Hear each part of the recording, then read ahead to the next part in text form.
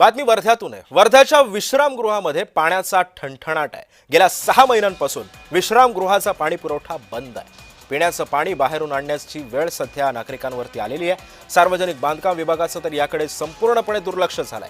विश्रामगृहातील पाणी टंचाईचा आढावा घेतलाय आमचे प्रतिनिधी प्रमोद पानबुडे यांनी।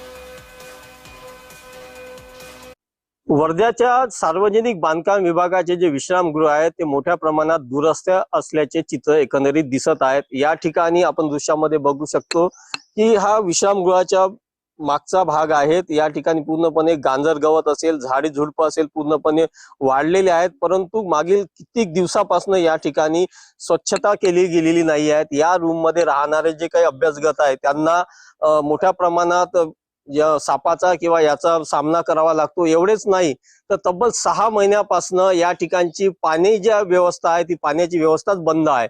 या ठिकाणी 6 महिन्यापूर्वी पाईपलाईन फुटली होती, तेव्हापासून ती पाईपलाईन दुरुस्त न केल्यामुळे या ठिकाणचं वॉटर कूलर असेल किंवा इतर जे काही किचन असेल या ठिकाणी पाणीच नसल्यामुळे येथील अभ्यासगतांना बाहेरून पाणी विकत आणावं लागते।